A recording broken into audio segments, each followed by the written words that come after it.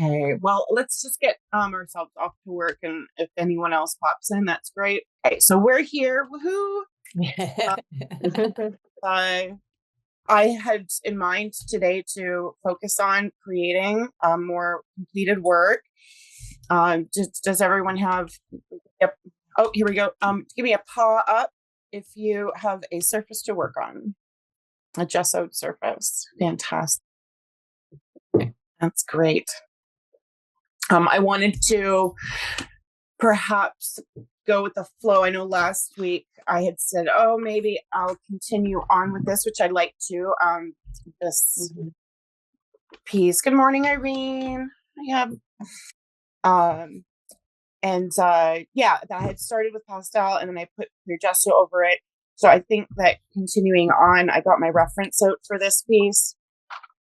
I had started it on plein air, but I did take a photo, and that is a good reminder if you're ever doing a sketch or something outside, is to, since we can, take a photo of it as well, so that you always have opportunities to reference, unless you don't want it. But yeah, I sort of thought I'll see what the majority is, whether it's watercolor or soft pastel, and then just apply my demo with that, because I'm pretty open as to like what I could bring in. Does everyone have a tree reference? Yep. Yes. Yes. Yeah. I think. Okay, that's great. I had made a note to just talk about fixing.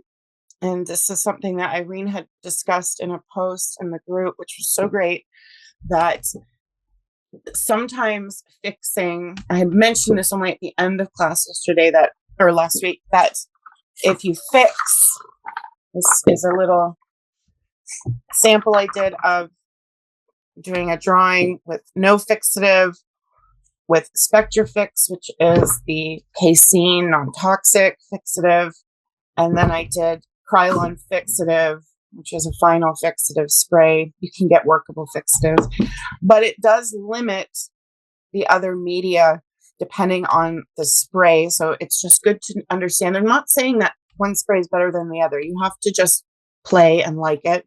I think there's pros and cons to different sprays. And so on this, for example, this was a watercolor swatch that just completely skips over the Krylon fixative. However, what the benefit of using the fixative is if you have the time and prep in mind, that you can bring another coat of gesso over top. So that's what I have done here at the top. It's not that easy to see, but there's a bit of a sheen difference because the gesso's matte. And what's great about why would you use that fixative is that this is gesso over top of the graphite that had not been fixed, and it's all smudgy. Now you might like that. That could be intentional. I actually think that was very, like that was just a couple strokes, again, not overworking the gesso. But so that could be something to play with today, is using a fixative if you really like something and don't want to mess with it, is bringing in gesso over, actually, like there was no smudgy because of the fixative. So it really is a choice, and there's, again, pros and cons. So that could be something to play with as well, with the layers, the process, depending on what sprays you have and ventilation. Anyone have any thoughts since last week? I got to use gesso finally, got some that works. And I think I'm going to prefer clear gesso. That's just my idea. I didn't get to use clear gesso, but I didn't realize it was going to completely cover my wood, you know, and I wanted that wood grain to show through, but I just have a little tiny piece of wood, so I can try it with that. Oh, perfect. That's a great size. Ooh, I like it. Yeah. I had some other sizes, but I decided I'm going to wait until I can buy some clear gesso. Oh, okay. So you have wood just set aside. No, I borrowed some from an artist. I went to her place and used the gesso there. Yeah, it's not it's something you can have delivered, the clear gesso. I'll send you. Oh, right. Yeah.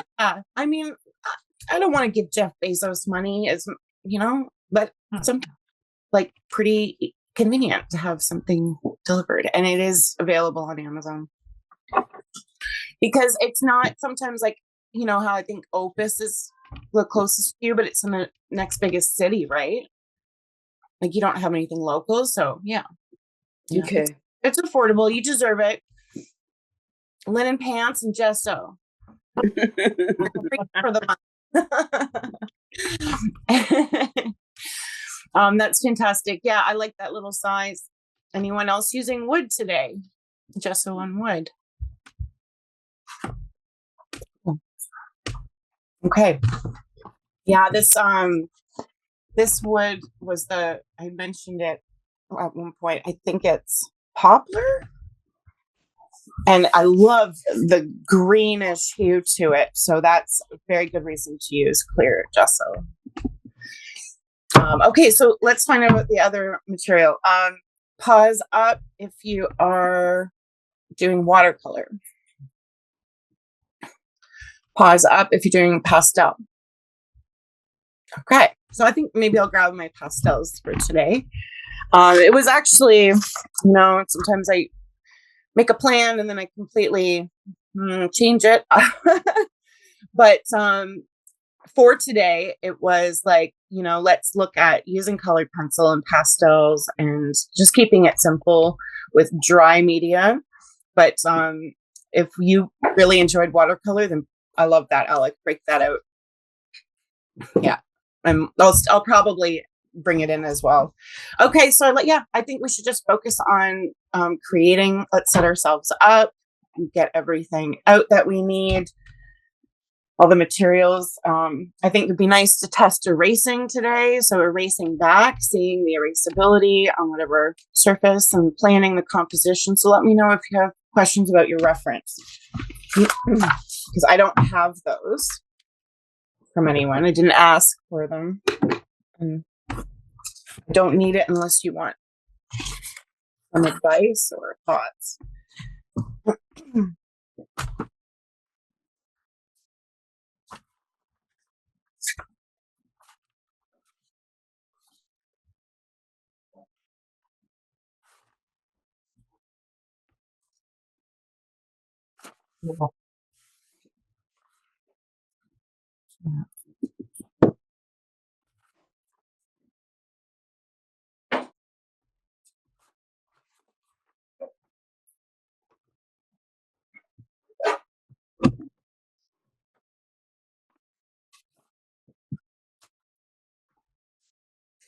I have a whole article that I found online from Nitram, which is a charcoal maker brand. And the article focused on Nitram on gesso. It was a very interesting, kind of like, again, why I thought, hey, let's do this combination on a different kind of drawing ground. So charcoal is something that I'm going to keep at hand as well.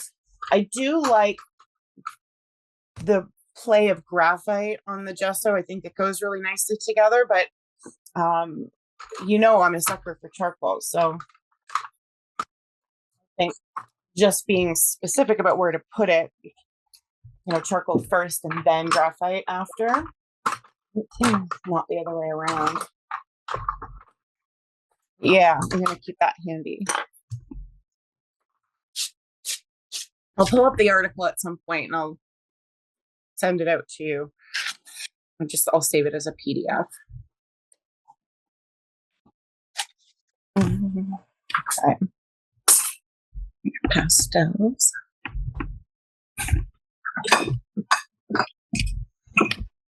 If you think I'm going to use pastel pencils, because I've hardly really played with these much.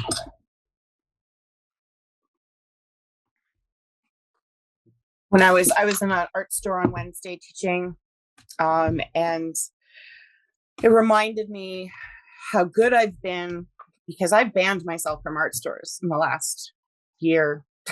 Like, especially with moving, I was like, come on, you have paper, you have stuff, use the stuff. And so when I was there and looking around, and there's new things, right? There's new things. There's always new things. New paper that I'd never heard of before. And I really, I got to try it and I really liked it. But I was like, again, no, not until you run out of the paper you have, then you can maybe buy it. And then double-sided paint markers.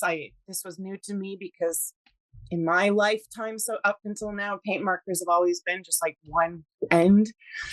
So seeing double-ended paint markers was like, okay, wow, that's an advancement.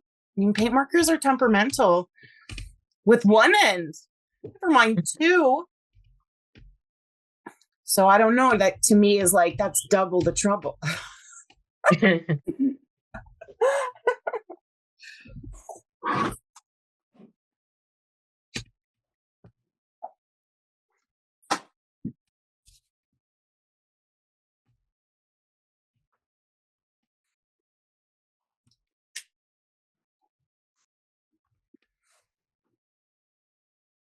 Yeah.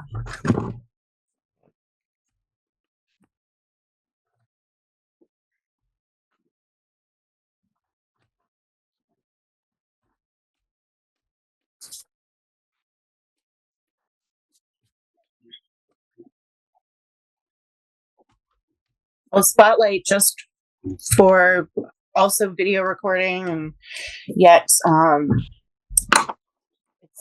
all doing individual work. No one asked me for tree photos, so if you hear a whining dog, it's because I gave him a beef bone and he's really happy. Very efficient.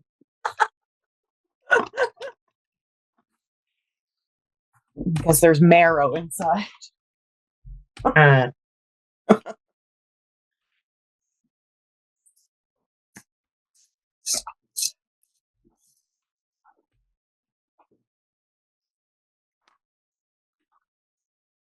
This piece that I had started to map out with pan pastel worked really well on the gesso surface. So that is something to note. Gesso, pan pastel is really nice tooth. And what I want to focus on here is the light coming through the tree. And so keeping that clean, I think, is going to be where a fixative could really help. So I'm going to test that out.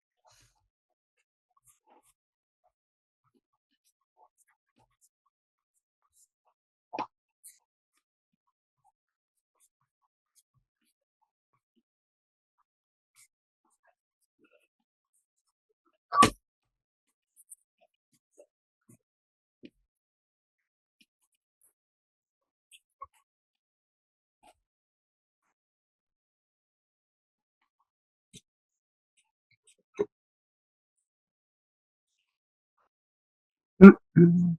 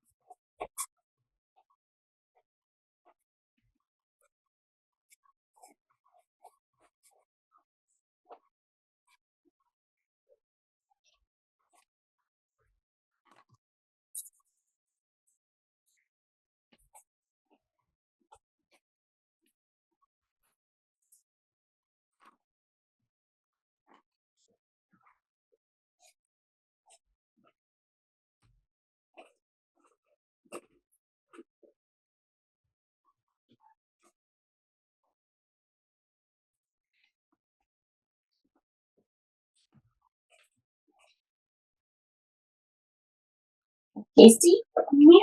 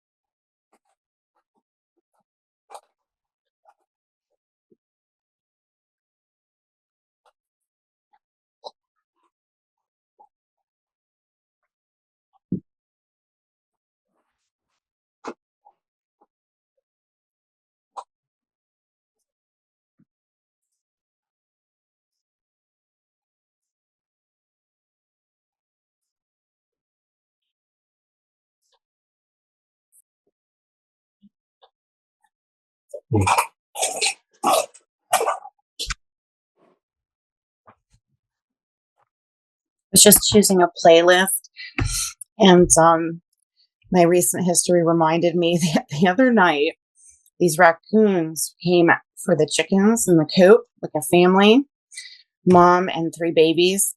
And when I got this news, like, oh, the raccoons are out, they're back again, I threw on my boots and my coat and I ran outside and I put on the first playlist that popped up that was loud, and I like blasted my phone playing like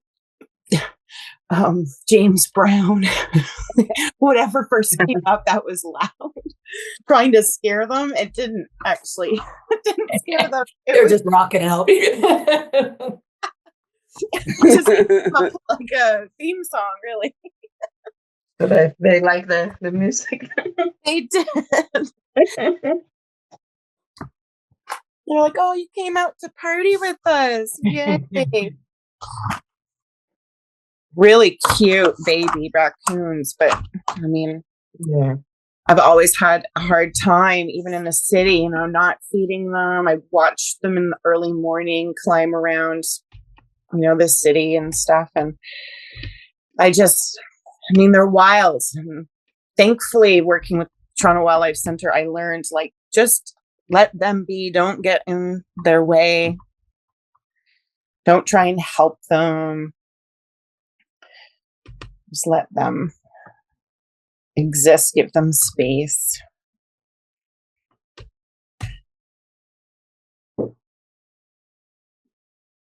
But I'm definitely still very naive because I went to grab one of the little babies who was stuck in the lattice work, couldn't get out. And Kelsey's like, "Don't touch him. You'll get bitten." And I'm like, "Oh yeah, right." They look cute.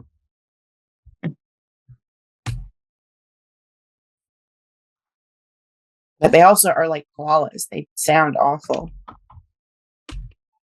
Jerlina, what are you putting on yours right now? This is Pan Pastel.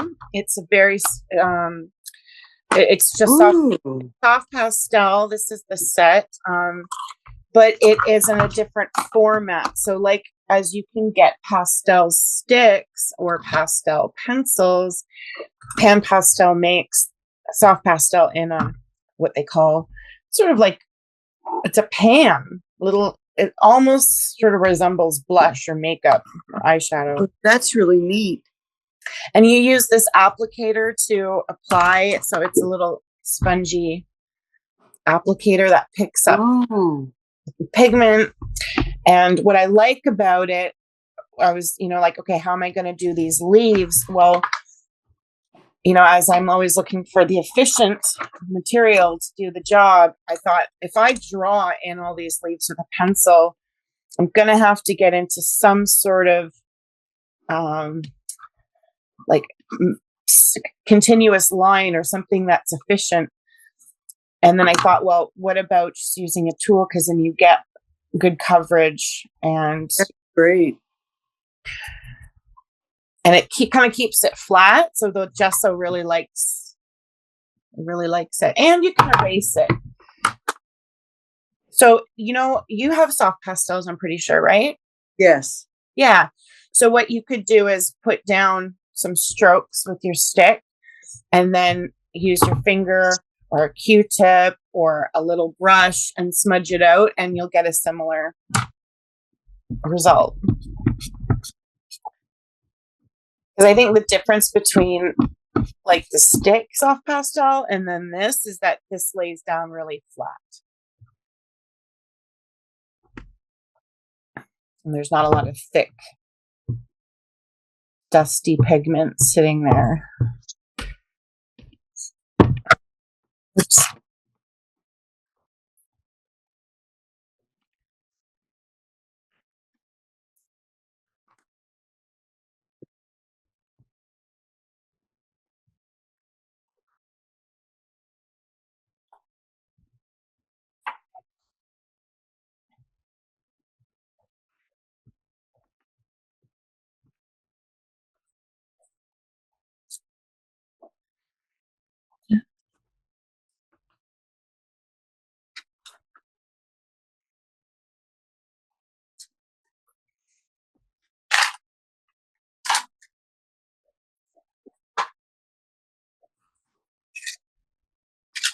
Mm-hmm.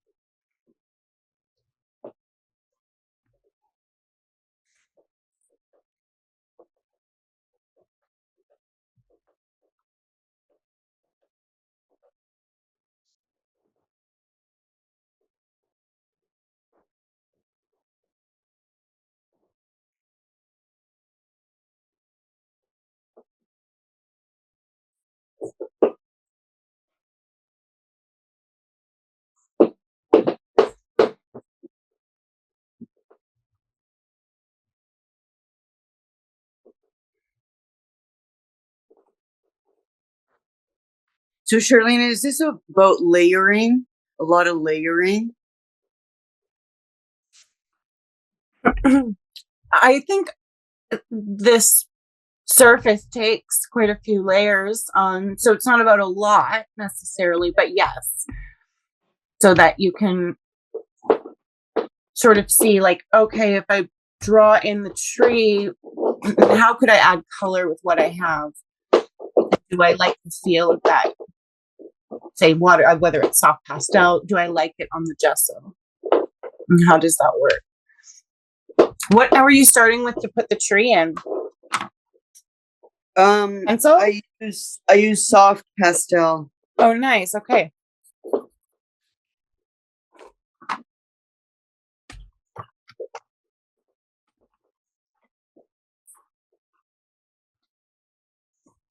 The soft pastel is really smudgy, so you can Right. Yeah.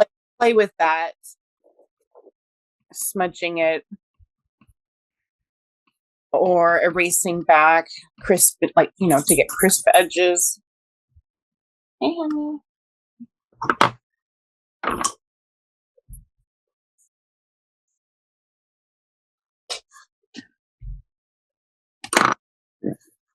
I'll be right back. I have to check something.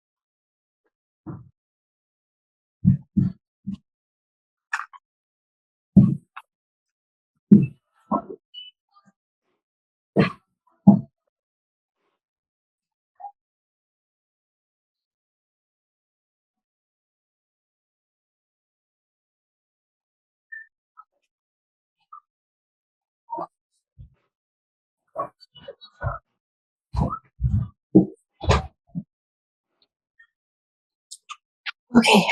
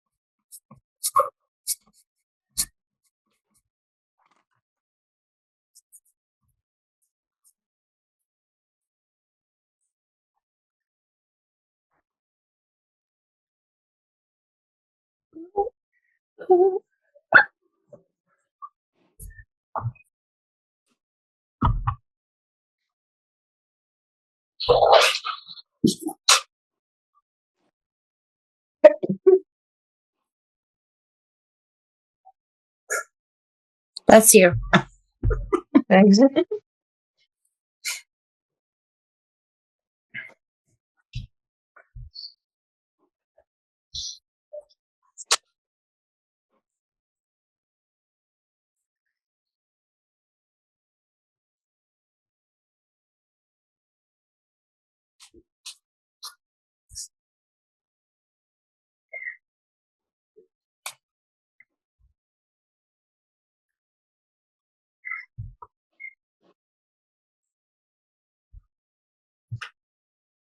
Boy.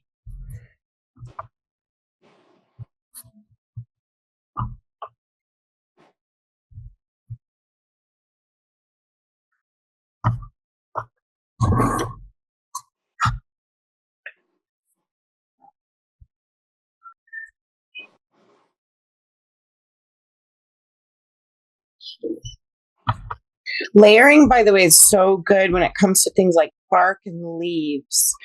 So, especially if your tree has leaves, I think the anatomy is like good to have the basis of, I mean, you have to, but then also like leaves come in front of a lot of branches. And then some parts of the trunk can be layered up with different shades. This is like three types of values there. And just like letting them play with each other.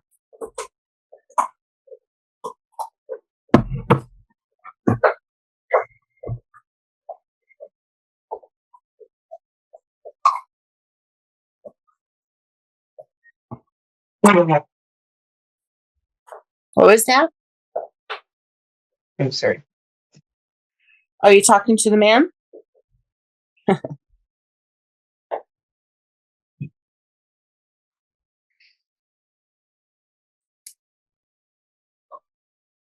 No, just very sneezy.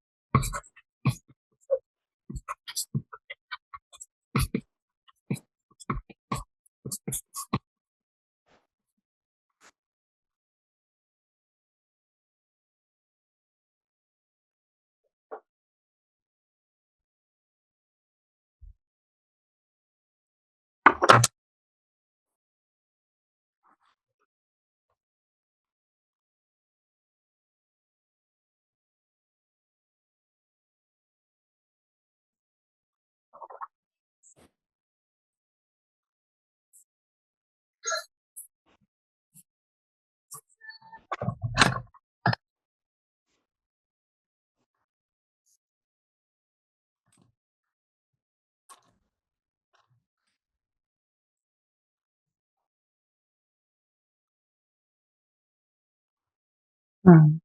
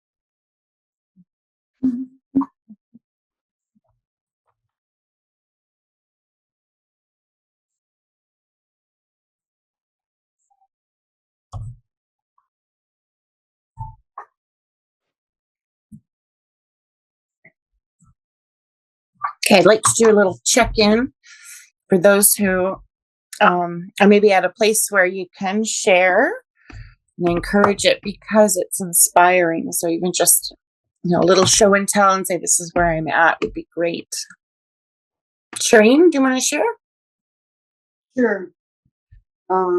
This is one that I did. With soft pastel? Yes. Oh, in wow. watercolor. Oh my gosh, I love the combo. That's a Fauvis tree. Yeah. And then I did this one. Oh, is that just like using water in with the charcoal? Some of it's watercolor. I mean, just the watercolor and then charcoal pencil. I love the combo. Yeah, you can try using water on the charcoal as well. Yeah, that's what I was trying to do, and I was trying to lighten the darkness. Do you have an eraser? Yes. You can pull back. I love that you're doing like black and white because that's so classic and strong and like Sumier and minimal, but then there's like the colorful one. I like that you're going to both of those worlds. You got one foot in each. Yeah, that's exciting.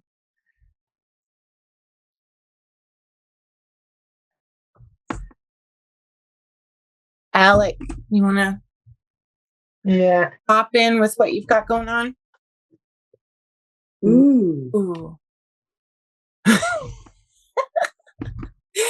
Oh my. Okay, so you've got some fantastic detail happening in there with the trunk. That illusion looks really great. Yeah, using the gesso to smudge it out? Yeah, I'm using gesso to smudge it out. Cool. Yeah, that's looking really awesome. I love the composition, the formation of the tree. Is that why you picked that photo? Yeah, I quite like that. That was one of the photos from last week, and like what happened there. I want to work more with it. Perfect. Oh my gosh, this whole from the Japanese blossoms to even just the trees around you, you've got something going on with the trees right now, babe. You do a whole series. I love it. Yeah, that's good size and everything. Yeah. Yeah, I was thinking I'm going to bring in some gesso and sort of paint with the gesso and get some smudginess happen. That's really, because that really looks good. Maybe clear gesso. Christine, let's see what's happening in your studio. Get messy. What? Get messy? Oh, Ooh, roots, huh? Messy. that's our nice room. Yeah. Oh, yeah, it's dark and That's intricate. yeah. And messy. Yes. And do you find that because it's like it smudges more on the gesso, but are you finding that it's nice and gliding and smooth and Yes. dark, rich? Yeah. And you can go back over and over again and change and move and just play with it. Like, Your best tool ever. Well, yeah. you've got great tones, and I love the illusions that I'm seeing. You know, the faces within the dark, and there's so much. I think it's pareidolia or something that's called, where you start seeing things, and it just you let it happen because it's not up to you, and the spaces and the shapes are just Happening. Yeah. That's really cool. Oh, it's fun. Good. That's a little smaller than I thought, actually, when you held it back. Because it's just a little one, eh? Yeah, it's just Half page? Yeah. Nice. It's a wonder how small things can go big or go small. Either way, your hand's going to be covered. No in between. I like the roots. There's something about drawing roots. I don't know. Just draws me in.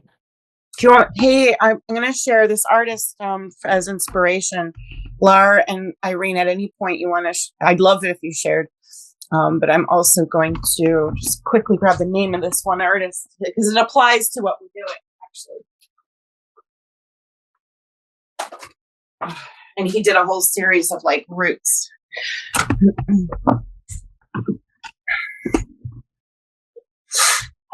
His name is Giuseppe DeLeo.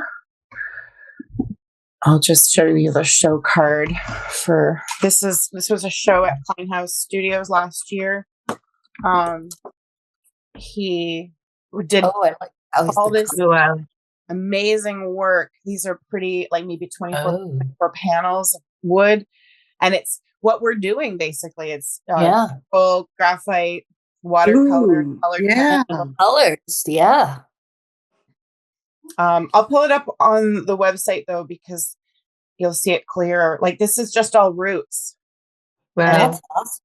Abstract. He did a lot of figurative stuff as well, which was really impressive. The show was born out of COVID and having to go on these solo walks. And so it was like, okay, going to the forest, getting some exercise, getting, out there, and had all these, thoughts while walking, especially with the Juneteenth and Lloyd and all and the indigenous, just there was some really dark stuff, imagery, but it was hidden in all of these roots. And so the narrative and behind was really layered, and it suited the layering that he did with all the media. It's like really spectacular. Here, I'll just look for his website. Lara, do you want to share and get some feedback? What? We're still working on it. Oh my gosh, that's great. You saw like the whole composition of the tree and everything. It got light purple in it. You know what it is the blue I have. It's just has a little tinge of purple. So I was trying to lighten it, but yeah, it looks grayish blue. I don't know. Yeah. So I was using Pan Pastel. So still working. It's like, Oh, babe, take a photo of it just at this stage so that you remember what it looked like, as you keep working on it. I don't think you Okay. that much, because if you look at it on your phone, you'll probably get a sense of just like a little detachment, separation of how much do you really need, because you've got something, an atmosphere of the sky that's working really well, and you might not need to do too many branches more than what you have. Okay. There's Thanks. not trying to stop you in the middle of journey, but No, I get you. sometimes that size too, working on multiples, so that you can just set it aside and come back to it and go, oh, you know what? Maybe less is more. Thanks. Really nice. Irene, I'm curious what surface you chose today.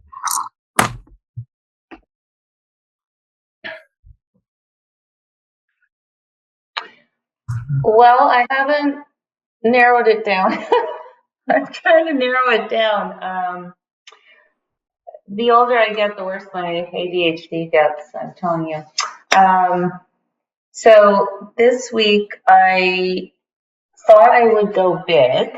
So, but I'm not going to, because what happened was, and I'll get it here, I had this piece of watercolor paper I really like, Arches 140 pound, and I thought I'll go in with like a watery acrylic, because if I do that, then it's acrylic, not watercolor, and then I can put the gesso over top, and like if it's watercolor, it's going to totally smudge it up. So then I mixed, like I did a lot of water, and I put stuff in. Can you see that? Love it. Oh, I like that. Okay, so it was just like spraying, moving. I got paint everywhere, like everywhere. Yeah. So, but now I don't know. I'm not feeling like I want to do anything with that. So, Okay. it's sitting there. So then I went back to the stuff I had done, like my samples, and I had found a 12B pencil, a 12B, which, like, I don't know, like really dark and really soft. So then my little test. Okay, so with the 12B, it's kind of turning into like a little forest. I don't have a reference, but it's removal. So I put the 12B down, I smudged down some areas, and then like some trees happened.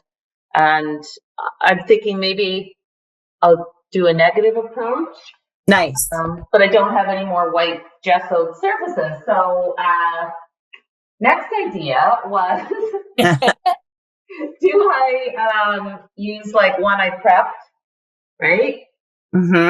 Last week. So I have that I could do like a birch forest on. Or I've got this red oxide one, which I'm loving, that I thought, just tell me if I'm making you sick at any point, but these are some references from Amherst. So I thought maybe, like, this screams pine needles to me, like in a negative kind of approach. So maybe I'd go in with the really dark for the dark and leave the red for the needles. Yes, because that's a red pine, I believe, from recollection. So I think that you do you even need green? I think going in and keeping this, like, with the red being the light, you can always bring in soft pastel that's a little more of like, like depending on the palette you want, you could bring in pastel for any highlights, but just going in dark and letting that come through, I think, go into it. The pencil, not with the pencil, I would do a bigger stick so that you can get a larger area. Okay, so this is black gesso and tinted, like the red oxide acrylic, and then I put a coat, very thin, of clear gesso over it.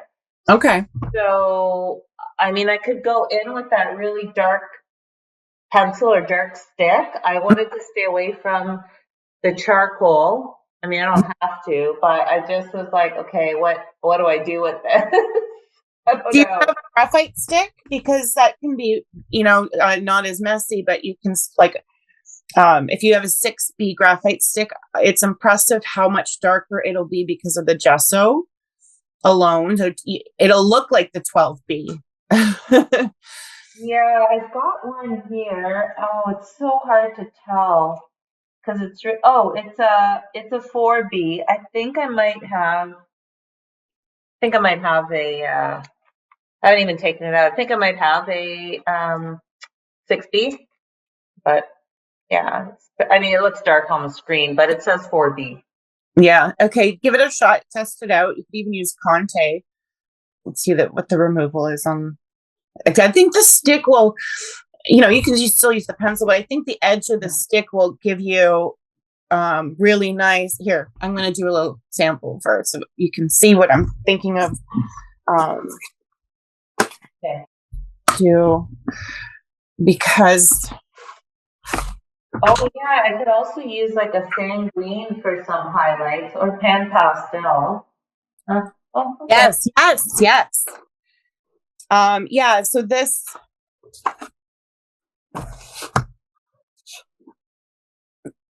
like edge, having these edges here, you can really get, in for the pine needles in like a way that I think would be really cool. Oops, it's not really on screen. Sorry. I have another gesso thing here, there. Because, now that just doing that on regular paper, I was like, no, that's not fun enough. There's something about the grip of the gesso. Yeah, and the pine needles too, like I still have one acrylic piece from Amherst. I'm still like going back and forth. Maybe I'll finish it before I die. But anyway, or maybe I'll take it back on retreat this summer and finish it in Westfield. But anyway, when you look at needles, like I observed, like, yeah, some of them are long, but you look at some of them and they're just little points because they're sticking right up because they're foreshortened, right? Like they're right in your face. So Yeah. I'm thinking maybe if I experiment with this, that'll give me the courage to finish that darn acrylic piece that's collecting dust. Absolutely. Yeah, these are like, just need an idea. Yeah. Yeah. Look, I don't know what this one is. Because it's cut off, I broke it. I think it's probably a 4B. It feels so rich on the gesso compared to paper. It's kind of amazing. I've got some big sticks that are hold on, where are they? But they're 2B. Like they're really nice. They're chunky, buttery, but it's water soluble. Okay. But this is good for plein air, but it's not dark enough, right? Art graph. As you can see. Oh, okay. Yeah, it's like the carbon. Were those the carbon sticks? Well, it says art graph, water soluble graphite. Okay. Nice. Yeah, I like that. It's big and chunky. Oh, Portuguese pencil factory. Somewhere to visit whenever I get to Portugal. Yeah. Okay, let's go. Come on. Thanks. Okay, so I've narrowed it down. Yes, that's exciting. Red, I think, is drawing you in for a reason. It's going to help connect other things. All right. I put myself on mute because I've got a crazy house full of barks and screams. So.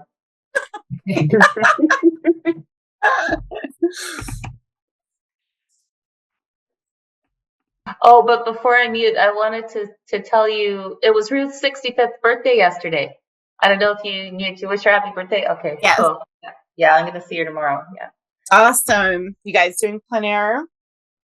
We are actually doing the figurative Zoom session. Etienne Buxton, he's doing. Do you follow him?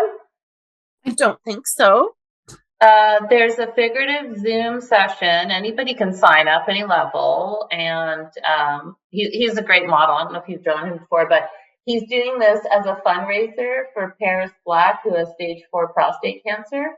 Okay. So part of the proceeds go to like support him. Actually, I think all of it tomorrow goes to support him. So we signed up. We're going to do it together. I think it's only like $22 or something. It's not for 2 hours, but I mean, it's a really good cause. So. Oh yeah, no, I haven't drawn him. I don't know his name. Oh, he looks like an elf. Etienne, he's got the long hair, really long hair. Oh no, Paris looks like an elf. Oh, Paris. I've never drawn him, but Etienne is. He's very animated. He's a fun model.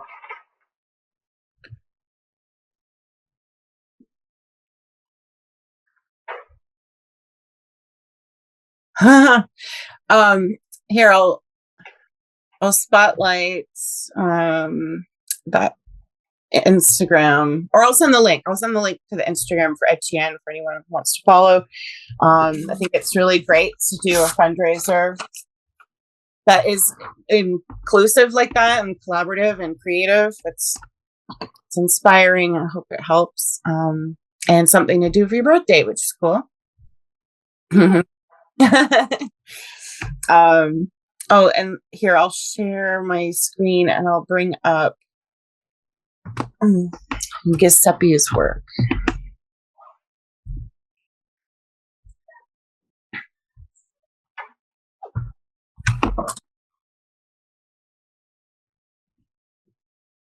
Here.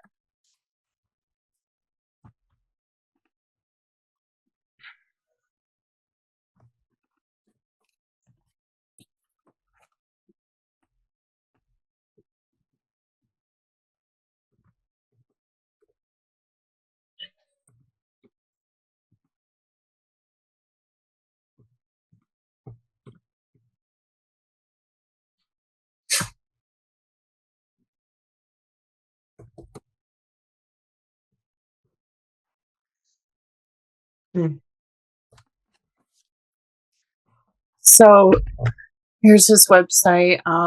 So I guess that's colored pencil on paper. I think most of his work's rather wood or paper. Wow. The hands are. Mm-hmm. That's graphite on paper. Wow.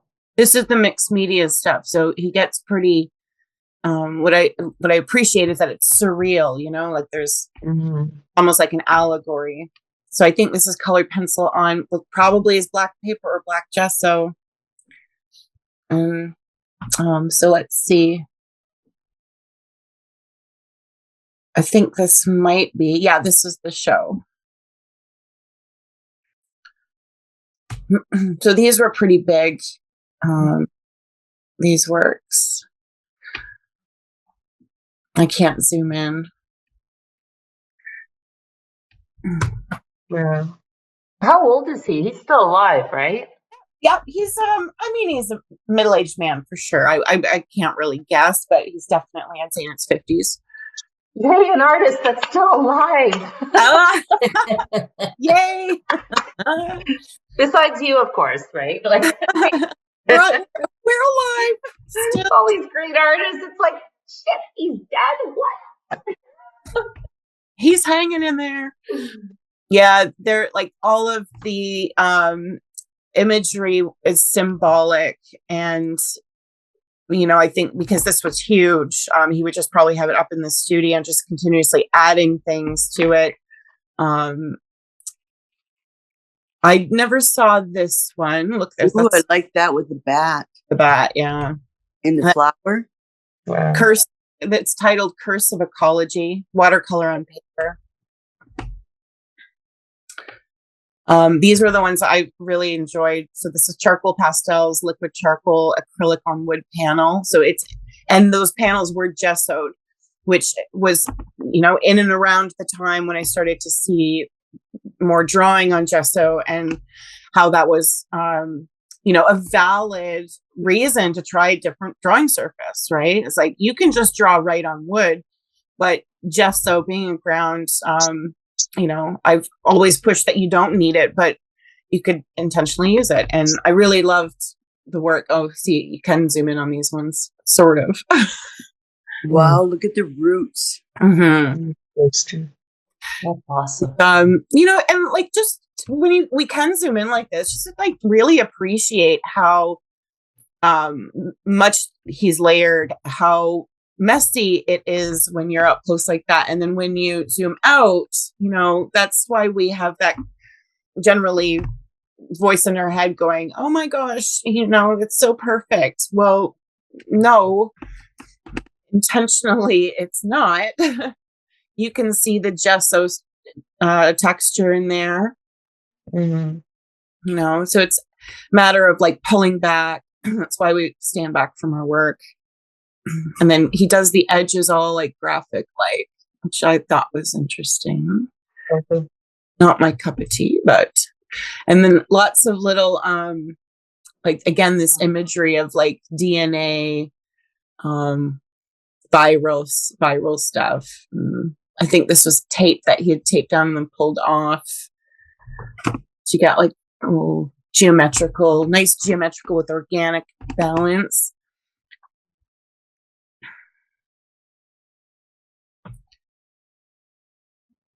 But yeah, definitely interesting mix with the drops. Wow, look at the what is it? Geometry. Geometry. And then you have to really zoom in to get that. Yeah, and so it's a small part of the overall, but he definitely spent the time to get that perspective, and because that's not straight on perspective. That's, 3/4 looking down. It's very interesting choices to show that like he's challenging himself for sure. I don't know. I have to read his bio if he had maybe some background in draftsmanship or look at that. He did like a metal surround for that wood.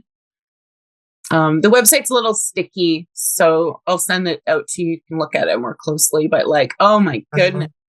I never saw this one in person, so he didn't put That's so cool. show, but again, like just looking at, I think this is just on plain paper then. The experimentation of like, I'm just going to do washes and let these splatters or these shapes have, really interesting edges. I think the watercolor is done first and then he draws on top of it. I mean, I wouldn't doubt, but then I bet he brings in washes on top after. On top of it. Probably both. Like this, I bet this area, this watercolor was done first, and coming in and, accenting the texture of the paper and then making those little mark makes. Yeah. But I wouldn't doubt that every once in a while he's like, well, I want more wash and I'm going to, go in and. Yeah. You could Just put down the watercolor ground too over top. I've done that. You could get a white or a clear. Okay. But it's finicky. I don't like it. But it's something to try. And the nice thing about it is it's just ground up. Watercolor ground is just ground up watercolor paper, basically. And it stays good forever. You could just re-wet it in the jar, which I discovered by accident. I was going to throw it out, and I'm like, let's see what happens. Put some water in here, and I'm like, oh my God, it's perfect. Yeah. That is so funny. Well, that's good to know. Thank you for testing that out first. Yeah. I don't know if watercolor ground is the same with all brands, Irene. I'm not sure. I'll admit, but I know what you're talking about, where like TriArt and some other companies do like basically a paper pulp. But I also think that watercolor ground in some companies is more like an absorbent gesso ground, like a clear gesso. Mhm. Yeah, yeah. Mm. So, yeah, I'll send this link in the chat, but also I will send it in the follow-up because, at least on my end, that if you don't grab the link in the chat now, when the class is over, it doesn't save. I found that out when someone was sharing a bunch of stuff, and then I was like, oh, I'll just get it afterwards. And then I was like, oh no.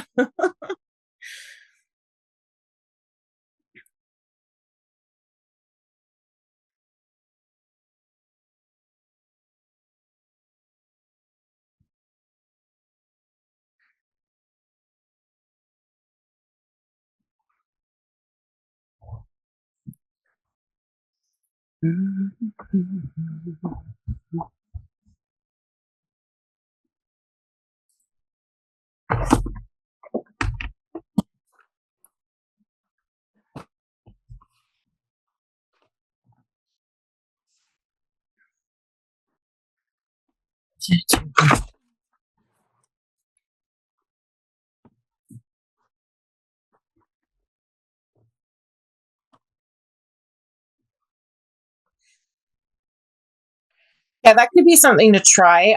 If you want to say, Shireen, if you want to start a new one or even just expand, is to mix the watercolor with the soft pastel. Mm. And then I said, ooh. Yeah, I've kind of done that with this one. Yeah. A little bit. Like because I found the pastel was way too dark. Yeah. The black. So I was trying to get rid of it. Yeah. Like wash it out. You can use a rag. Yeah. It up. Yeah. Pull it up. Oh, use a rag. Okay. Yeah. I was going to ask everybody what they clean up with. Do they use tea towels or do they go to the thrift shop and get rags? For myself, I use rags because whenever I have like an old sheet or old clothing, anything, I always cut it up and use rags. But in a pinch, oh, well, no, not in a pinch. They're not as absorbent as paper towels. So sometimes, depending on like if I'm using watercolor, sometimes a actual paper towel is better to like really get the water out of your brush. Ooh, this looks good. Rubbing it out. Yeah. Just off topic, I'm using a sketchbook and I went through it and it's all Rod sketches. It's really interesting. Oh, well, I'm glad do you think that you just always had that or did you grab that? It was my sketchbook, but I think he got a hold of it. Oh, that is so amazing that you just ran into that. Yeah. Oh, it's like a gift from the other side. I know. Oh, that's great. Do you want to share some? Sure. Sec.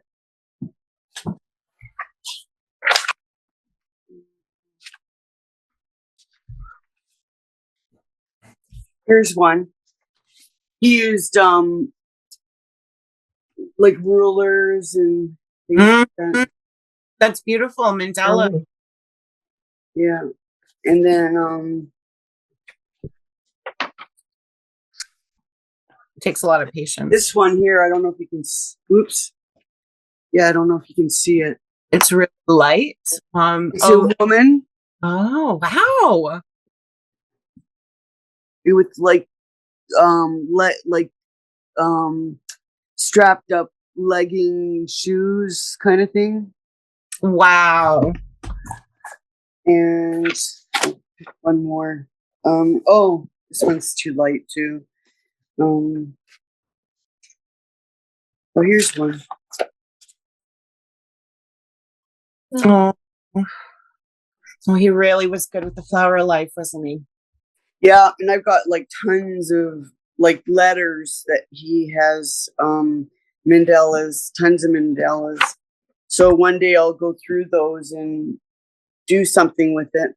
Mandalas and Tree of Life, like with trees, is a really great combo. I mean, you can't go wrong. Is for playing. Right. Let me just grab my sketchbook here.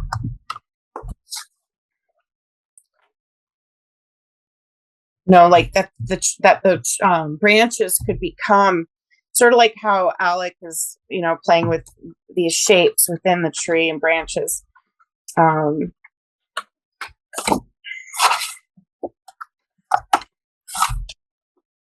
yeah, see, I put gesso on here. Woo-hoo. I started doing that, Irene, when you were saying, "Oh, page didn't work out, you gesso it, and just like have it for the future." So I started doing that. Well, that's a good idea. You just, and you don't have to do it. You just have to kind of prepare for the future sort of thing. Yeah, like so, maybe starting like a tree, and then having. I mean, I would never try and do it so geometrically. Just personally, I don't have the patience for that, but that, with the trunk, and then that could start in on the mandala, Right. and then you can have asymmetry as well as like the flower of life. I can't remember how many points there are. But that could be something really cool to do, a little combo of like yourself and inspired by Rod's work. Yeah, I wish like I said, I've got 2 years worth of letters with all kinds of mandalas and things in it with the letters that I have not gone through in quite a few years. So one day. Yeah. One day. Yeah, they're not going anywhere. No. So just, even just pencil, like depending on the softness. I think one I had used here is pretty soft. It feels it, but for all that smudginess I love with charcoal, this is like giving me new life using graphite, just a simple pencil. So when you're finished that, say, and you don't like it, say, you can just gesso. How many times can you gesso over something? As many times as you want. Yeah. Okay. Yeah, I mean, it'll get the paper will just get thicker, and that's okay, even if it's in your sketchbook. But yeah, you can gesso 100 layers, and that's another sort of thing to consider, why it's better to do thinner layers and more of them. Because if you just slop on gesso and it's really thick, it can crack. So thin layers, you can do as many as you want. Will it start giving a crackle effect, or no? Not intentionally. It does depend on the quality of the gesso, but also the flexibility of the support. So on wood, it probably wouldn't crack necessarily. Although if you take gesso and you pour it, and it's like in a big poured, puddle, when it dries, it will crack because it's not like meant to. It can't dry, like the surface of it starts to dry before the underneath layers. So the surface dries, and then as it's drying underneath, it starts to pull the top that's already dry, and then it kind of pulls it apart. But it wouldn't be like a crackle medium. It wouldn't be as cool as that, or controlled or expected. Okay. One thing that gesso does do, and I learned this years ago, and I hope I might have to check that I'm getting the name right, but it's sgraffito. So gesso, being a somewhat self-leveling medium, is used in the toll painting world for doing, say, jewelry boxes, and using gesso over an acrylic paint simply because of the viscosity, that if you, say, do a swirl with gesso, it will have rounded edges. So it'll never be like thick, stiff peaks, like you can usually get with an acrylic paint or a modeling paste. So gesso has this And like, if you want a nice, smooth result, it has a place in the world for getting that. And I believe it's called Sgraffito. Let me do a double check. Just to interrupt, Yeah. my iPad is not working as well as I'd like it to. So if I fade out, it's because I've run out of gas here. Okay, babe. Thanks for letting me know. I won't. Yeah. I won't worry if you get kicked off. Okay, no, Sgraffito is scratching. Never mind. So it's called something else.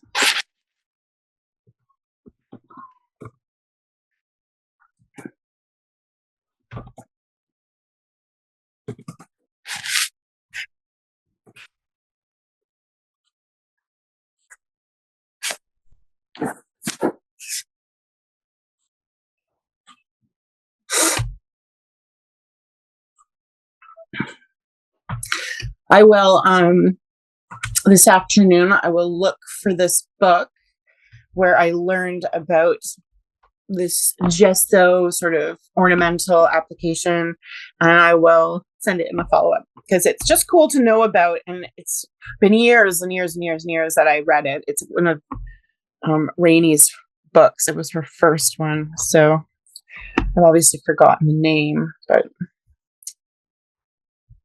it's kind of good to know since we're all about gesso.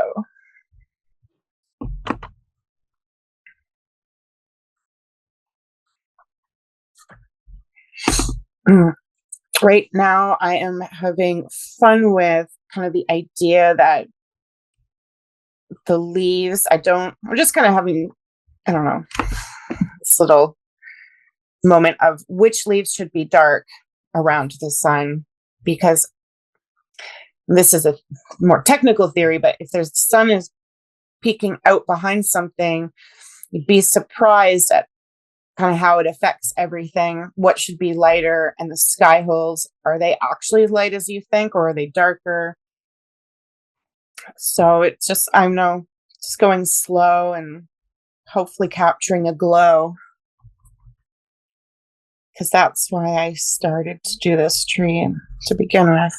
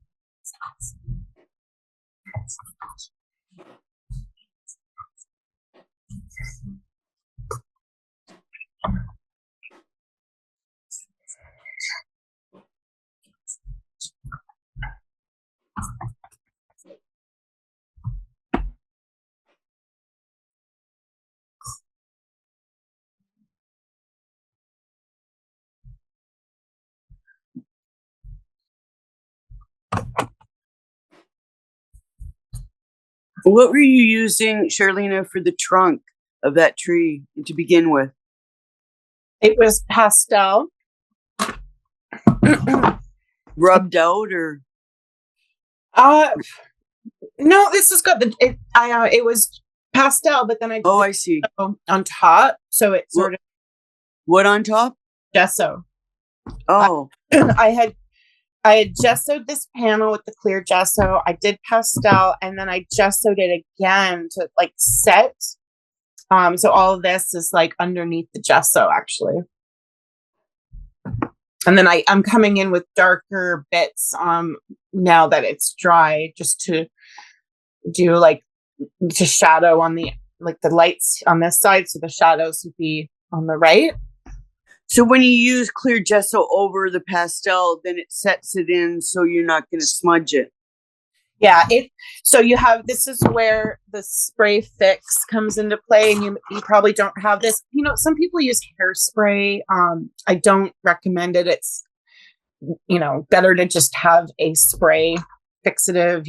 They're not expensive, but that's where it's like you can use that so that the gesso doesn't smudge, or you can allow, this is the gesso smudging, whether it's pastel or graphite, it doesn't matter. So you can really play with the clear gesso in a smudgy way. You can use regular gesso as well. It's just going to have a white tint to it. We saw that on Alex's work. You could see kind of that. Do you want to share, actually, Alex, so we can see what's been happening with if you've been continuing to use gesso or? Yeah, I use more of the gesso right now. I'm kind of waiting for it to dry before I can add more layering. Woo, that's awesome. So yeah, I got all. I like the smudginess. Yes. Are you going to take the tree right off the bottom? Or are you going to have land there? I'm gonna have land there. Okay, cool. Yeah, I'm waiting for it to dry and then go over with watercolor. Nice. Yay. Okay. Yeah, I've been working on this one. While waiting for. Ooh, love it. Lovely. Oh, beautiful. Wow, you made quick work of that. It was fast. Yeah, well, giant graphite block. Yeah, efficiency for the win, babe. I love this one. It's so ginormous. Right? And then is that a soft pastel stick that you're using? No, also a graphite. It's a water-soluble color graphite. Ooh, that's the Derwent ones, right? Yeah, the Derwent ones. Very nice color. I love that. Yeah, it's quite nice on it. And I'm about to go with it with water, so we'll see what happens. Awesome. Okay, keep us inspired. Let us know how it goes. Those sticks you're using, do they come in? Do you buy those singular? They do sell them singular. Like I got a little set. Yeah. Oh, nice. I like that. Mm-hmm. It's all neutral colors because, so this was sort of the thing I would like to push playing with, is that graphite mixed with color gives you these really lovely earthy tones. Yeah. This is quite nice. I really like the just the normal graphite one. Like that's my. They're soft, water soluble. It's water soluble, and it's you have no choice. You get interesting marks because it's just so big. Mm-hmm. Yeah, using those sides. I will say that Derwent brand, I think it's called XL. They're not cheap. Nope. Considering it's colored graphite, it is. I've always been really surprised that it's not cheap like that set. So you can get different sets, Shireen, like a set of 3, I think. So is that you use that instead of too? You use that instead of pencil? It is a pencil. It's just in a stick format instead of. The normal pencil. Yeah, a graphite stick is just like it's a regular pencil without the wood milled to be like a circular handheld pencil. Yeah.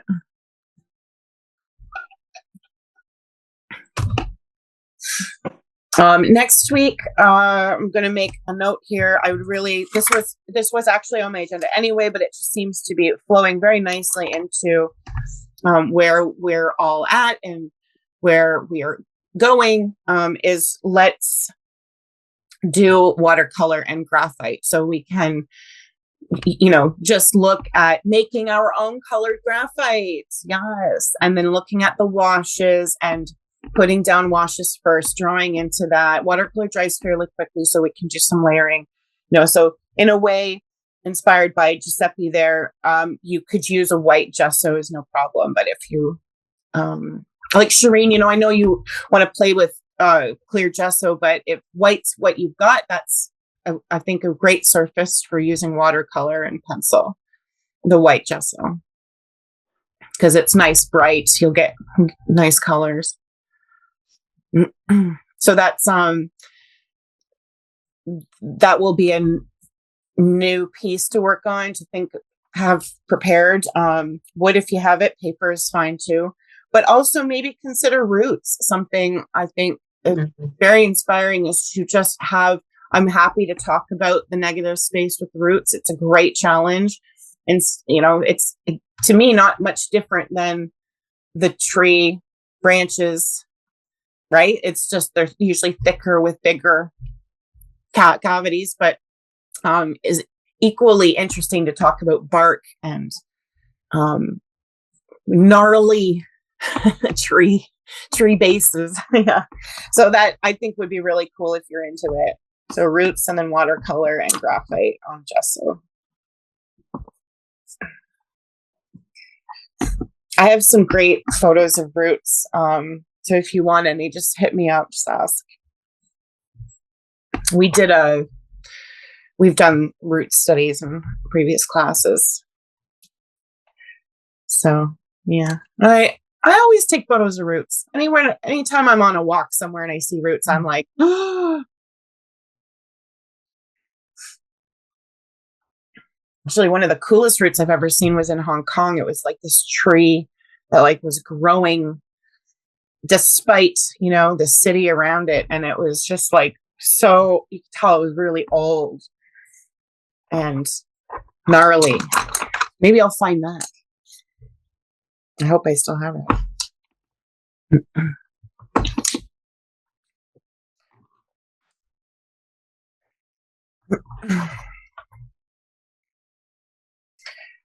Oh, these leaves. Oh, is that used nice, Alec?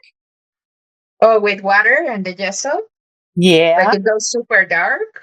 but then because of the gesso, you can just lift it with a paper towel too. So it was going too dark, and it's like, oh, I can. It's paint. It looks beautiful. Oh my gosh. Yeah. Yeah. Yeah. Keep squinting and keeping it loose. It's really nice implied texture in there. Yeah, this is. I'm liking this.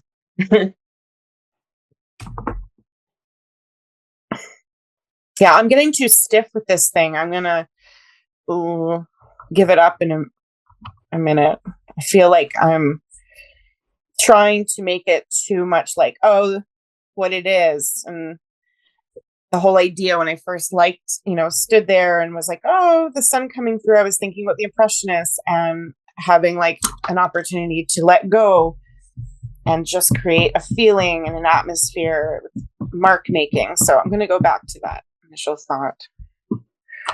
Sometimes I get lost.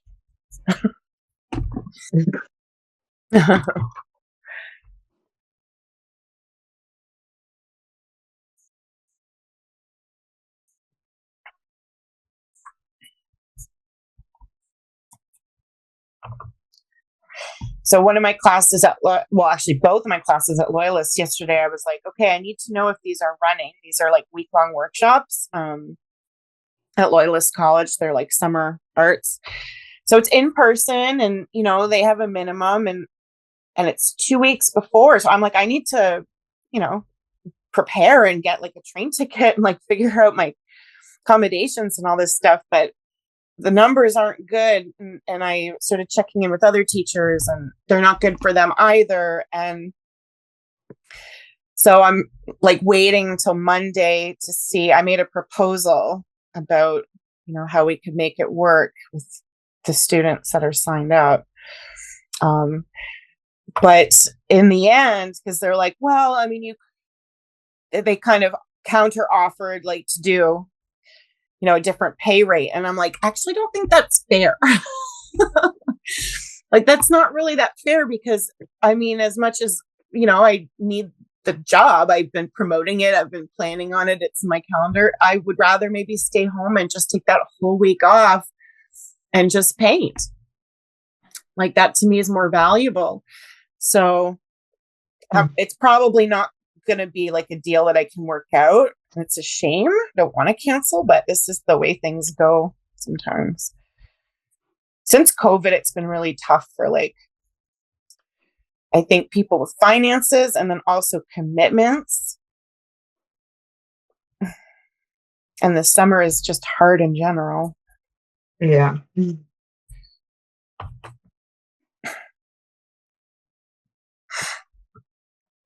really like that tree, Charlene.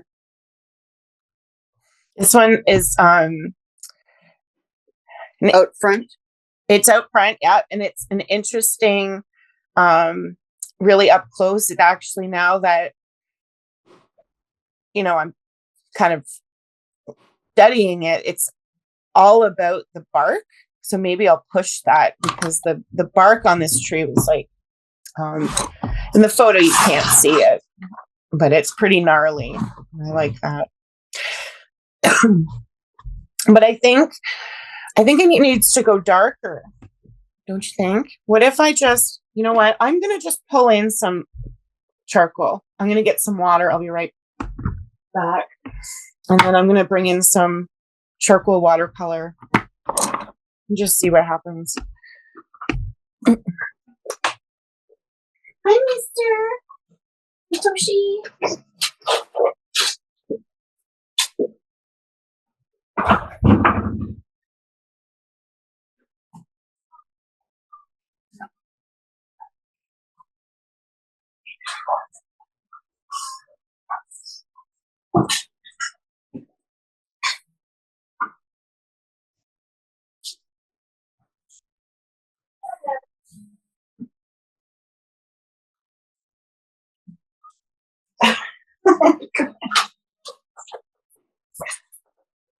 So she's like a shadow dog. Like, there was last night, I really wanted to make like midnight pasta. And I'm like, oh, but I can't, because I'll wake him up and he's going to follow me and think that it's like midnight snack time for him too. So I'm now missing my, like, not that I usually am up at midnight ever, but if I am, I'm often snacky. And now I'm like, I'm starving. I can't. No more snacks for me, because he just barks at me and I'm like, stop it. The sacrifices that I have to make for committing to a more, childlike animal.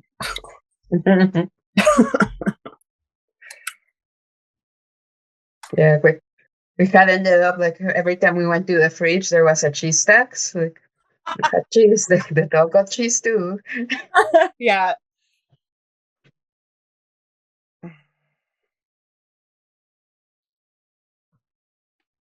Okay, watercolor into pastel. Interesting. Okay, I don't think I like that actually.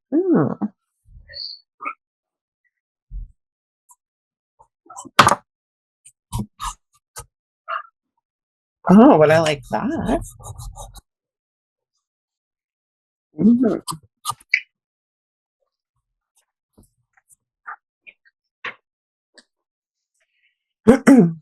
We have a little baby chick in an little heating situation because he was rejected by the mom. Someone pecked at him and he had a big bloody hole on his back. He was only like a couple days old, so it was really, really unfortunate to see. So he's in his own little room situation. Little Brewster. Mm.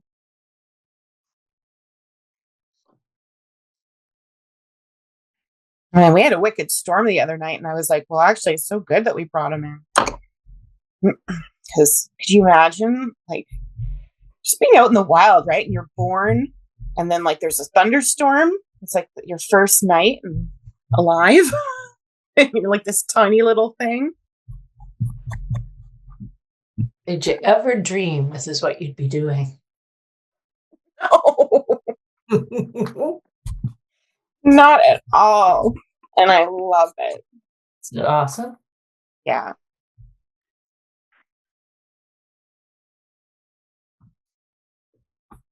Oops.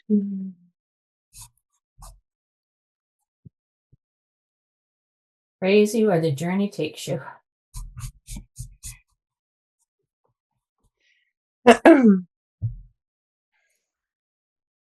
Well, and I've got to incorporate it into the art, Christine, because if not, then it'll just take over. Like, Yeah. I'm not saying that's necessarily a problem, but I mean, if you need more. I need to use it in a way that actually kind of balances it out, because like, I mean, thankfully I don't have any interest in gardening, but just I think gardening is a good example. Like, it's just never ending. Mm-hmm. It's one of the reasons I like it. Yeah. Is that there is no end, and you can do whatever you want with it and then change it all up if it doesn't work. And well, and you can even let go, I guess, with gardening. Like, you can only imagine that at some point, though, there's the desire to succeed. You can also eat your work. Oh my gosh, right? yeah. Herbs, I think, are just so, like, if you can grow herbs, I think that's so awesome. Putting fresh herbs in food. Yeah. There's strawberries. There's a lot of strawberries around here right now, but Toshi gets them. Kelsey gives them to Toshi. Lucky bum, huh? Mm-hmm. Yeah, we have to fight the birds to get the strawberries first. Yeah, they eat the blossoms before I can even, like, the fun, before the fruit even develops. It's crazy.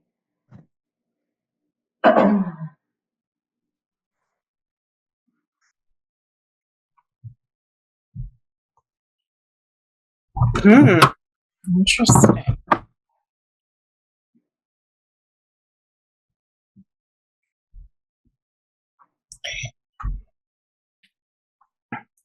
What's kind of cool is you can pull back, like, entirely back to the gesso with a wet rag. So it's kind of nice and liberal. Yeah.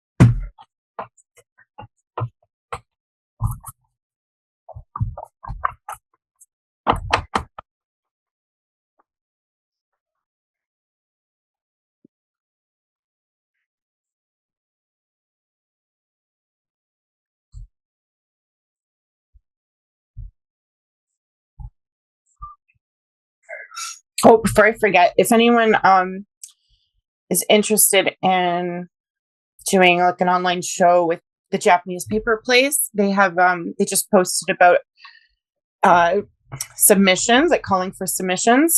It's a show called On Color, and you have to use specific colored washi so that I have to go look for this later, which is why it was on my mind, because I have this paper, but I just don't know where it is. But I have seen this paper and it's really beautiful. So it's like, if you're into washi, you like it, can take out, take a look at the Japanese Paper Place official Instagram account, and they have a link there to the details for the application. And because it's online, that all you need to do is submit the work by August 22nd via a nice photo, and then they'll be doing a collection that is, you don't have to send in the work. I think it's maybe $10 to $20 to submit a piece, but because they're well known, if they promote this, the possibility of selling it is there, just because it's not in person. So yeah, On Color, Japanese Paper Place. If you like washi, they don't always do open calls like that, so it's kind of cool.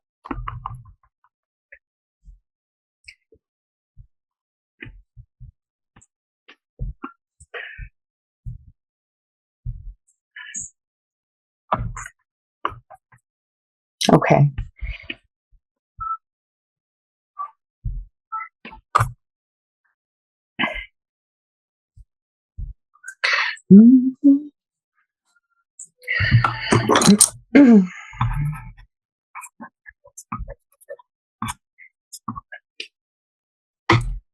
Nope, wrong. It's this way.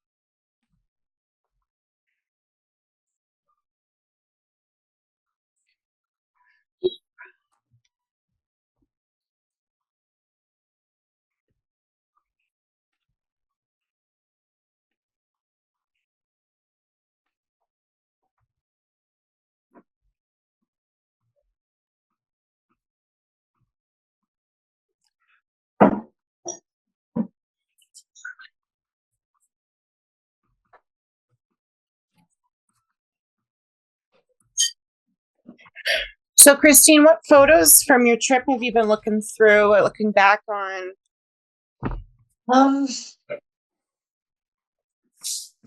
I had forgotten about the ship, the Vasa, and how huge it was. That you were able to walk inside this ship, that it was a real ship in the 1600s that was left on the bottom of the harbor. Just the size of it. It's amazing. And the difference of the countries from Norway through, you could see that they became, as this is going to sound political, it wasn't, but as we moved toward Finland, Estonia, things were more austere. You didn't see the carpentry work on the houses. Things got a bit more utilitarian. And even the way people dress became a little bit harsher. It was interesting. Sorry, what became harsher? Well, their dress? Did you say the way they dressed? There were more Gothic, like people dressed with black and the stark red and green hair. There were just more of them as you moved east, I guess. And it seemed I'm an energy person, so it felt angrier. Norway, of course, has oil and there are jobs and people are content, but not so as you move east. And so it's very, very different to see the difference in the countries. They're all they have similarities, and it's strange the sophistication of the cities, surrounded by these ancient buildings.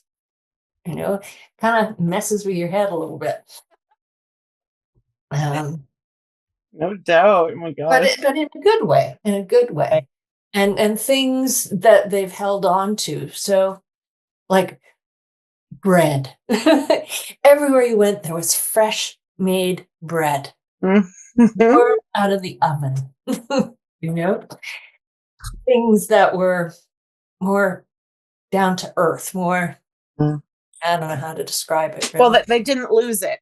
Yeah, they didn't lose it. So they've held on to that earthiness, but at the same time, there's a sophistication. Like there were women dressed in the most amazing clothes. I mean, you could just tell that the fabric was rich. Like you want to touch it, that kind of rich. It sounds like they haven't lost the appreciation for like the simple pleasures, but that's exactly what it felt like. And different people who stopped. There was a young man who was in the restaurant with us in Norway, and he was there. He had a gig to play in a band, but it was, I don't know, like a marching band or something. They were celebrating a holiday, and I thought he was practicing his English with us, which was kind of fun. Aww. And so it was interesting to talk to him and how he thought he would be able to. He was finishing his degree in music, and how he thought he could make a living, and this was paying him really well. They flew him in from Denmark, I think, and there seemed to be hope. But like you said, that basicness. So I walked into fish markets, and it was like everywhere was like the St. Lawrence market in Toronto. There was halibut as big as our kitchen table. It was huge. I had no idea, so, and because it's, so much of it is on the water, the fresh fish and the chunks of bread and the heavy, dark rye bread. And so there's a richness and an earthiness about being there, but still a very sophisticated world. Do you know, Christine, and I always wonder these European countries where the food is more wholesome and stuff, there's not a big incidence of celiac disease or intolerances.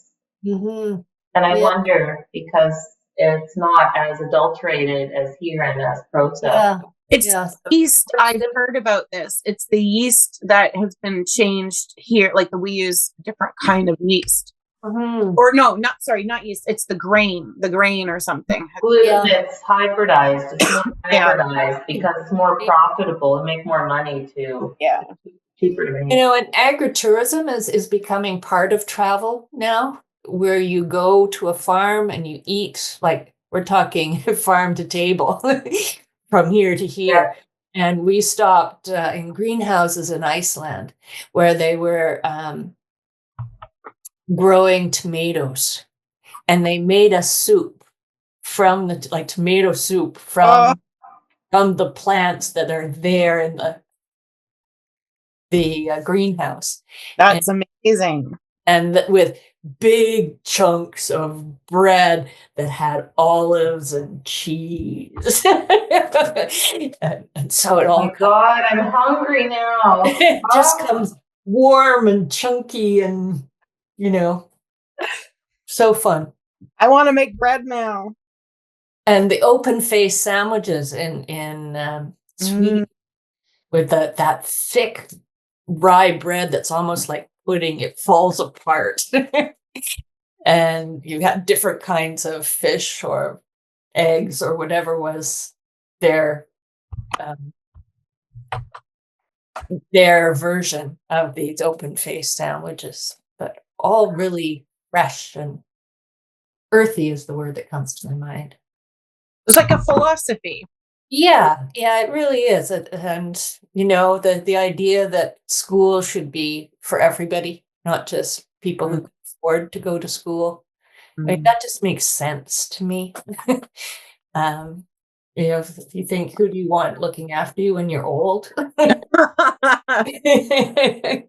I think the philosophy of a lot of those countries are, we'll educate you, pay for your education. It's all paid for. When you graduate, you stay here for like 5 to 10 years before you move on, and then you can leave. But if you want your education, and I think that's great. Like, yeah. Well, the idea that they give free tuition to people who will go and live in a senior's residence and spend so many hours a week with the seniors.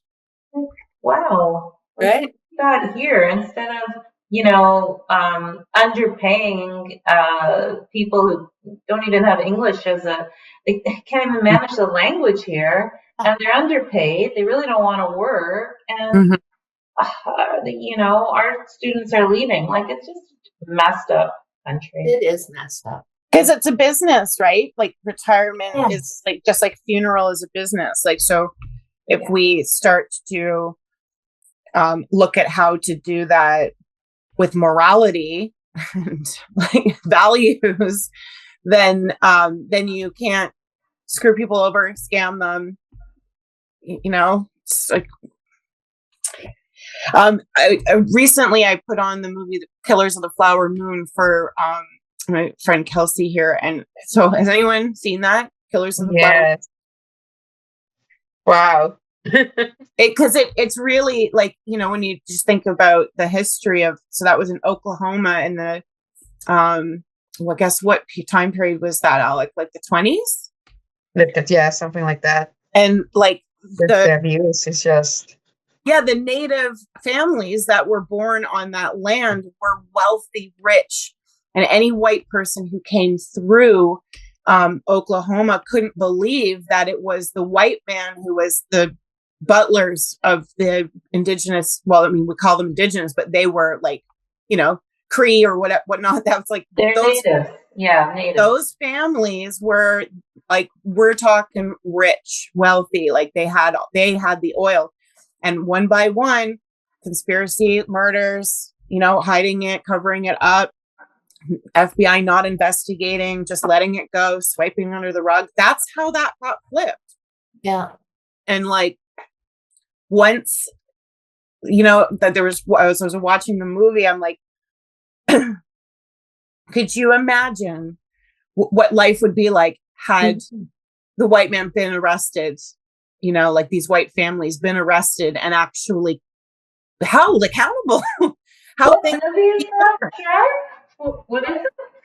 It's a movie called Killers of the Flower Moon. Killers of the Flower Moon. It's a 3.5 hour movie. It's starring Leonardo DiCaprio, and I'm not sure the names of like the other, star. Worth watching just for that. Robert De Niro is in it. He played I don't want to give it away because it's very good. Very well told story. Yeah.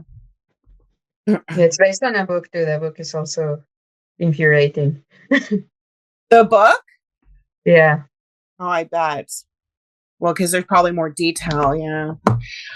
For anyone who has to go, I respect that, but I think, I'll just take a couple minutes and keep painting here I think I might like to just say this is done. Because I don't feel like I would like to keep going and push it. Does anyone want to share before heading out? It's noon. The perspective is great in the tree. I love it. Yes. Mm-hmm. Thank you. Okay, so this is a good example. I was thinking when we got together this morning, and I had this in front of me because I had only just printed out the reference, that this is a good example of why plein air or a still life or something that is literally in front of you is better than a photo. If I had just looked at this photo and tried to map out this tree, it wouldn't have had the depth. Character. I was standing close, I was standing actually right there, but the way that photos flatten things, I sketched it out looking up, and that gives a complete, you can't capture that on a photo. Even if you take a photo of looking up, it's just never going to be the same. So that's where plein air is, quite magical, because your eyes see the depth, and you can take actual creative licenses of how you're applying it and where you're putting it, because of you're moving, you're literally in front of the thing moving. Yeah. So it doesn't feel as static as a photo when it comes down to it. Photos are great, but if you ever can, because I really feel that that's why this is working, because I had started it very loose, on an easel. I like the colors. This was kind of really limited, as soft pastel is, with what you have. So I've kind of just bounced around with the neutrals, and I think that's always a nice palette. Yeah. I don't want a little bit of orange and copper. But I kind of don't want to do much more to it. Very nice. Charlene, I have to go. I'll see you guys next week. Okay, love. Bye. Cheers. Enjoy the rest of the day. Yeah. Anyone else want to share before we all start dropping off? Oh, okay. Christine's gone. Okay. It was like a very Irish goodbye, Christine. Or did I miss it? Did she say goodbye? I don't think it was. Okay. Yeah, I've been going back to the other tree. That's an iron tree. Yeah. That was part of the references I sent out, right? Yeah. That's an iron tree in Arizona. Okay, I freaking love the color so much. You're taking this into a dream world. It's awesome. Yeah, I'm gonna go with more color. Right now I'm just it's pretty cool. You can now pull it with a paper towel and just take out and put light back in. It's pretty right, right back to the right back to the gesso. Yeah. Do you think in that it sort of reminds you of Yupo, painting on Yupo? Yeah, I think so. Yeah. I mean, this is going to be really cool. Yeah, to play more with watercolor on Gesso next week, because I feel that the fact that you can use a rag, you get some really neat textures as it's wet and how it dries, and the rag sort of meets it. I'm seeing all these unintentional textures that are happening. But I do see your brush strokes too, which are great, and that you can keep going back in. Oh my gosh. Yeah. You can't really do blended gradations, but you can do very interesting stuff. That's awesome. I love that you chose that reference. Yeah. It's meaning that's cool to me. As soon as I saw it, it was on a night hike, and it was before it started, and we were just in the waiting for everyone else, and I was obsessed with this tree. I took lots of photos of it. It's really cool, that the little shape. Right? There was something about it. It was like a portal to, the labyrinth desert. Yeah. It was really. Irene, do you want to share what you're working on? What you ended up doing with the red iron oxide base? Yeah.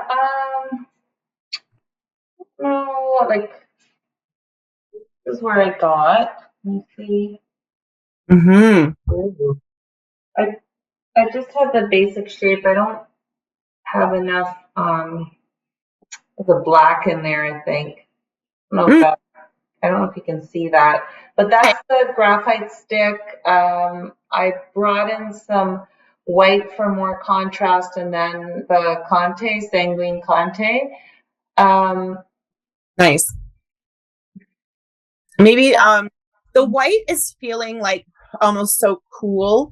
Like it might be worth looking at your soft pastel pencils and getting something in like a lighter brown, just to warm. Is the trunk thick enough for from your reference photo? I thought the trunk was a lot wider. It is, but I didn't know if I wanted to do that. I made it like intentionally. Okay. You see, I made it intentionally like that because I thought I'd leave. I thought I'd leave a like more space here if I wanted to bring in, because I'm kind of looking at this one as well. And I don't know if you can see it, but in this dark corner at the bottom, there's actual needles. Like that's not just space, it's needles. So I thought I could maybe do that. I'm not quite sure. It's just kind of like trying to figure it out as I go along. Maybe I want to bring in like a bit more of that black gesso to use this red as like one of the midtones. Yep. Like the needles, but I could totally screw this up at this point. I don't know. No, you're just creating as you're going. You can't screw it up. The tree to me feels too sort of just straight and thin, and I'm getting more of like the overall design is like just in my sketchbook just show you how it's reading, as in like over the screen. The composition just feels really like this. And so until you start to develop this, but there's something I'm craving you to like break this up so that it feels like it's fading off or something, that there might be more of it. Yes. I want more branches in there, but I'm not quite sure how to, like there's more little bits of foliage. Oh, there's more little bits of foliage and stuff down in this section. So I wanted to bring that in to fill it in there. Yeah, I think the black gesso and blocking in your darks right now, like the bigger negative spaces, would be good. Okay, bring in more of the black gesso. Yeah, okay. Yeah. Yeah, and then there's like a range of sanguine terracotta colors that I think would really bring keep the warmth that red oxide, like why you liked it to begin with, because the white pastel feels so cool, or the white charcoal pencil, it just feels so cool. I want to blend that with the red. I thought that too, and the more I smudge it out, like it gets warmer. Right? So if you smudge it, it's gonna get warmer. So at this point, I could smudge it a whole bunch. Okay, I like it doesn't matter. I couldn't like just these lights areas. These are light areas, and then I can go in with lift it. I can't see it anymore. Yeah, thanks. Right? Yeah, the smudge is nice. It gives really again, it creates like all that implied texture and more detail than you having to like specifically do it. I think the smudging is effective for sure. Okay, well, I'll put together the email and notes for and then maybe I'll look for some root references. I think that'd be a really cool focus. Okay, so TTFN, I'll be in touch. Thanks. Bye. Hey, have a great rest of your day. Mwah. Bye, everyone.